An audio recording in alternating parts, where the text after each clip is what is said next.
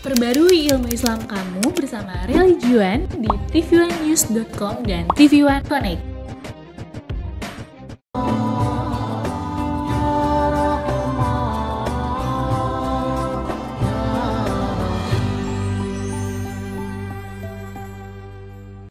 Assalamualaikum warahmatullahi wabarakatuh. Bismillahirrahmanirrahim. Alhamdulillah, nasta'inuhu wa nastaghfiruh wa na'udzu billahi min sururi anfusina wa min sayyiati a'malina. May yahdihillahu fala mudhillalah wa may yudlilhu fala hadiyalah. Asyhadu an la ilaha illallah wahdahu la syarikalah wa asyhadu anna Muhammadan abduhu wa rasuluhu lan nabiyya ba'da, amma ba'd.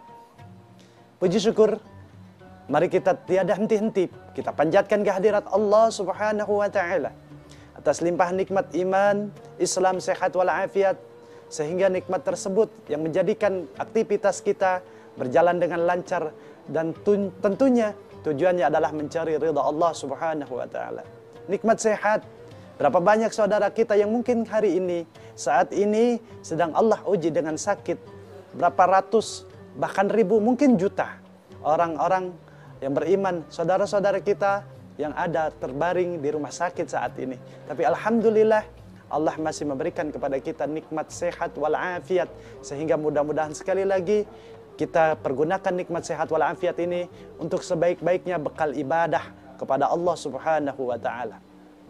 Salawat serta salam semoga senantiasa terlimpah curah ke pangkuan junjungan Nabi kita baginda Nabi besar Muhammad sallallahu alaihi wasallam, juga kepada para keluarga beliau, para sahabat beliau, dan mudah-mudahan kelak kita mendapat daripada syafaatul uzma di hari kiamat nanti. Amin ya rabbal alamin. Di mana hari tidak ada syafaat kecuali syafaat daripada baginda Nabi besar Muhammad sallallahu alaihi wasallam. Pemirsa, Assalamualaikum Nusantara TV One dimanapun berada, yang insya Allah mudah-mudahan senantiasa dalam keadaan sehat walafiat dan dalam rahmat dan maghfirah Allah Subhanahu wa taala tentunya. Sebagai manusia, kita hidup di dunia ini perlu perkara dunia. Karena sedekah membutuhkan perkara dunia atau harta. Berbuat kebaikan pun perlu dunia atau harta. Berbuat apapun kita membutuhkan daripada perkara dunia, karena kita masih hidup di dalam dunia.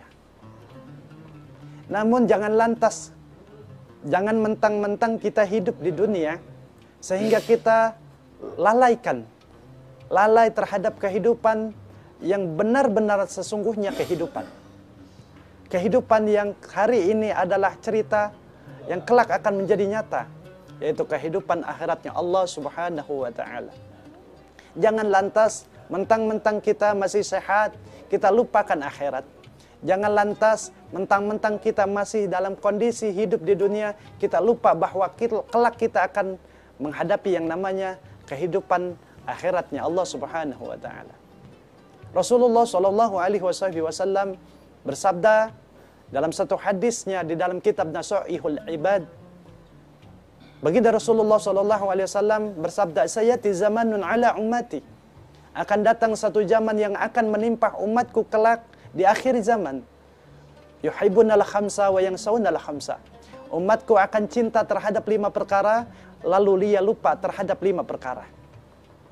Umatnya Rasulullah di akhir zaman akan mencintai 5 perkara, melupakan daripada 5 perkara. Apa yang pertama kata baginda Rasulullah sallallahu alaihi wasallam? Yuhibbunal hayat wa yansawunal maut. Umatku di akhir zaman nanti akan sangat mencintai kehidupan dunianya, sehingga ia melupakan daripada kehidupan atau melupakan daripada kematian atau ajalnya. Padahal walikulli ummatin ajalun. Setiap umat ini mempunyai daripada ajalnya masing-masing. La yastakhiruna sa'ah idza jaa ajaluhum la yastakhiruna sa'atan wa la yastaqdimun. Apabila sudah datang ajal kepadanya, tidak bisa diakhirkan walaupun 1 detik, dan tidak bisa dimajukan walaupun 1 detik. Kematian pasti akan datang dan hak akan menemui setiap makhluk Allah yang bernyawa. Kullu nafsin dha'iqatul maut. Setiap yang bernyawa pasti merasakan yang namanya kematian. Untuk itu, mari kita renungkan diri kita. Mari kita introspeksi, bermuhasabah diri, bekal atau amal apa sajalah yang sudah kita persiapkan untuk menghadapi yang namanya kematian. Pemirsa, Assalamualaikum Nusantara TV One dimanapun berada yang dirahmati Allah Subhanahu wa Ta'ala. Kadang-kadang saking enaknya Allah berikan nikmat kepada manusia hidup di dunia, ia lupa, dia tidak sadar bahwa dia akan mengalami yang namanya kematian. Seakan-akan dirinya akan hidup selama-lamanya. Boleh kita sibukkan bekerja, boleh kita tumpukan harta benda, dan pun dengan niat untuk bekal ibadah kepada Allah Subhanahu wa Ta'ala. Rasulullah Shallallahu Alaihi Wasallam pun menganjurkan kepada kita, i'mal lidunyaka ka'annaka la yamutu abada. Bekerjalah kalian untuk duniamu seakan-akan engkau hidup untuk selama-lamanya. Artinya, ketika kita bekerja di dunia, kita disuruh oleh Rasulullah untuk bersungguh-sungguh. Untuk bersungguh-sungguh seakan-akan kita akan hidup selamanya di dunia. Tujuannya apa? Agar kita bersemangat, menjadi motivasi untuk bekal ibadah kepada Allah Subhanahu wa Ta'ala. Karena agama pun butuh perkara dunia. Tapi wa'mal li akhiratika. Bekerjalah kalian untuk akhiratmu ka'annaka mayitun gadah. Seakan-akan engkau akan wafat atau mati esok hari.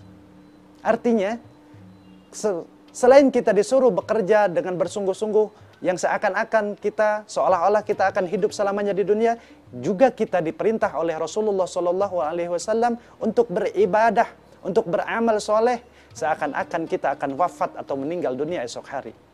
Artinya ketika kita tahu bahwa besok kita akan meninggal dunia, tentunya kita akan sangat-sangat khusyuk di dalam ibadah kepada Allah Subhanahu wa Ta'ala.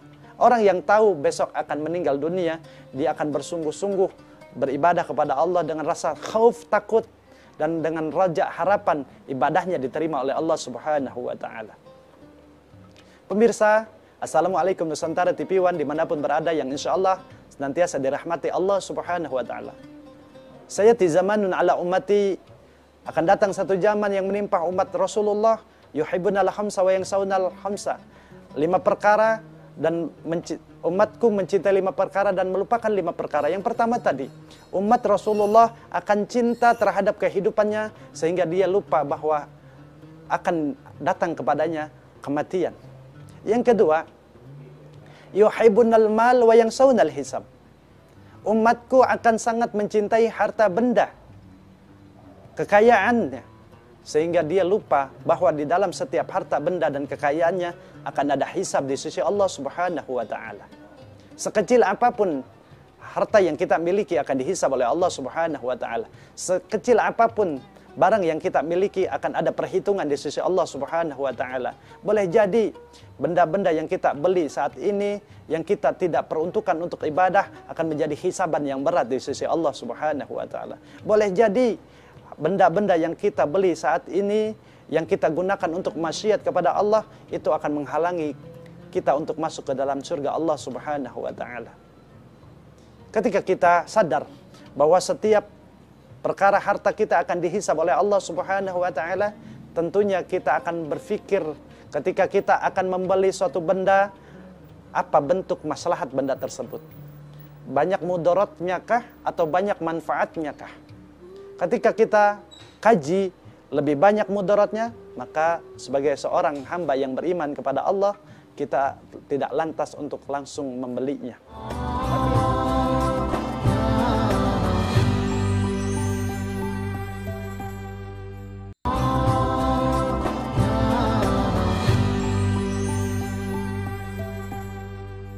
Tapi ketika benda yang akan kita beli, barang yang akan kita beli banyak manfaat, terutama untuk beribadah kepada Allah, maka selayaknya sebagai orang yang beragama Islam, yang beriman kepada Allah, boleh, silahkan kita beli. Dan jangan sampai ketika kita membeli suatu benda yang justru barang tersebut adalah kita gunakan untuk ibadah kepada Allah, kita mikir-mikir. Berapa banyak orang yang membeli pakaian ibadah, pakaian takwa dengan harga yang tidak mau yang mahal-mahal, yang murah-murah, bahkan banyak yang nggak ganti karena alasan ini juga sudah cukup, tapi sementara untuk membeli benda atau harta atau barang yang dipergunakan untuk maksiat kepada Allah, untuk pergi ke pesta dan lain sebagainya, dia membeli setiap saat dibutuhkan. Jadi jangan sampai kita bahwa kita sadar yang memberikan rizki kepada kita adalah Allah Subhanahu wa Ta'ala. Yang memberikan rizki kepada kita adalah Allah, Tuhan yang Esa, Allah Tuhan yang Maha Kaya.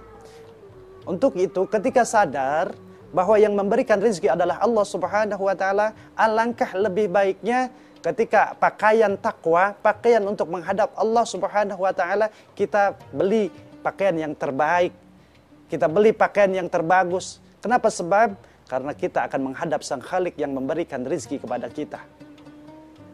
Pemirsa TV One, Assalamualaikum Nusantara dimanapun berada, jangan sampai kita melupakan daripada hisab harta kita, sehingga kita tidak ceroboh, sehingga kita tidak menghalalkan setiap sesuatu yang diharamkan. Orang yang sudah lupa terhadap hisab, orang yang sudah kadung jatuh cinta kepada dunia, orang yang sudah sangat mencintai dunianya yang terlalu, kadang dia lupa harta ini dihasilkan daripada sesuatu yang halal apa yang haram. Harta ini ia dapati dari suatu perkara yang halal atau haram. Dia tidak peduli lagi halal dan haramnya. Dia tidak peduli lagi kelak ini harta didapati dari hasil yang halal atau haram. Naudzubillah summa naudzubillah. Tapi ketika dia sadar bahwa setiap harta, sekecil apapun harta yang dimilikinya, akan ada hisab di sisi Allah Subhanahu wa Ta'ala, dan dia takut kepada Allah dengan hisab Allah, maka pertama yang ia akan lakukan adalah dia akan berhati-hati dalam mencari rizki. Ketika rizki ini halal, dia laksanakan, dan ketika ini rizki haram, dia tinggalkan jauh-jauh. Pemirsa, Assalamualaikum Nusantara TV One, dimanapun berada yang dirahmati Allah Subhanahu wa Ta'ala. Yang ketiga, umat Nabi Rasulullah SAW yuhibbun ad-dunya wa yansawun al-akhirat. Dia akan mencintai dunia, sementara ia lupa bahwa ada kehidupan setelah dunia, yaitu kehidupan akhirat. Manusia sejatinya hidup di 5 alam. Yang pertama yang sudah terlewati adalah alam ruh, di mana suatu ketika Allah mengumpulkan manusia dari ruhnya zaman Nabi Adam alaihissalam hatta sampai kiamat. Allah kumpulkan ruh di suatu tempat yang Allah jadikan ruh itu dijadikan takdirnya masing-masing. Dia akan hidup berapa tahun, ajalnya, usianya, rezeki jalannya dari mana saja, orang tuanya siapa, dia wafat hari apa, jam berapa, sudah ditentukan oleh Allah Subhanahu wa Ta'ala di alam ruh. Nah, setelah alam ruh, kita masuk fase alam yang kedua. Kehidupan bagi manusia adalah alam rahim, alam kandungan, di mana kita 9 bulan dikandung oleh ibu kita di alam rahimnya. Masya Allah.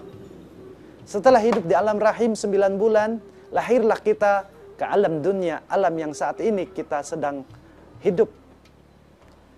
3 alam sudah kita lewati. Lantas ada 2 alam lagi yang akan pasti kita lewati. Yang keempat adalah alam barzah, alam kubur. Alam kubur ini adalah satu gerbang menuju alam kehidupan di akhiratnya Allah Subhanahu wa Ta'ala. Ketika manusia akan bahagia di akhirat, maka ketika orang tersebut bahagia di alam kuburnya. Ketika di alam kuburnya sudah celaka, maka boleh jadi kelak di akhiratnya pun dia akan celaka.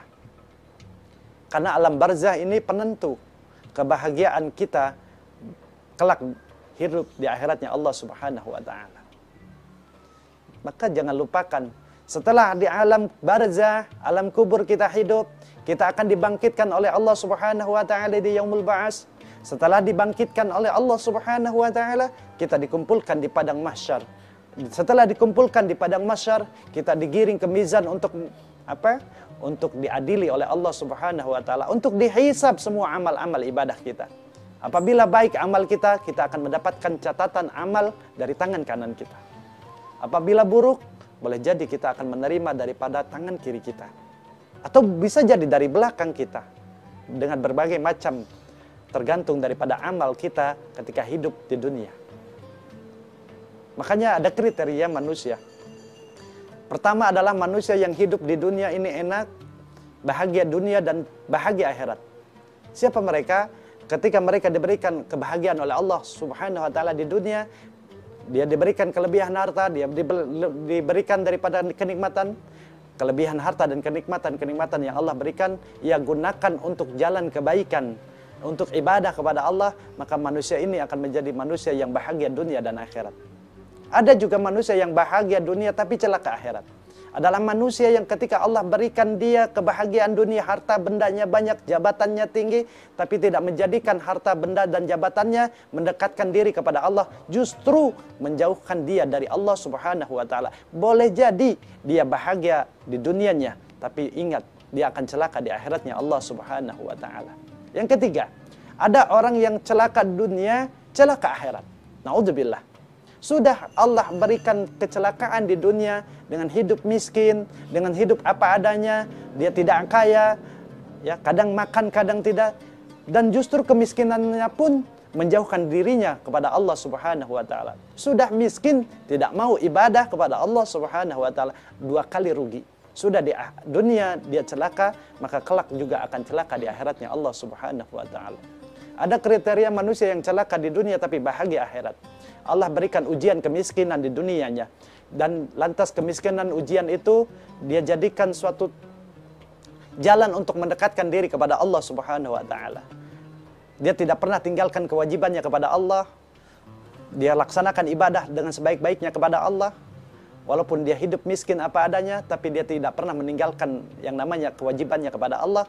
Boleh jadi dia celaka di dunia karena kemiskinannya, tapi kelak dia akan mendapatkan kebahagiaan di sisi Allah, di akhiratnya Allah Subhanahu wa ta'ala. Amin ya Allah, ya Rabbal Alamin.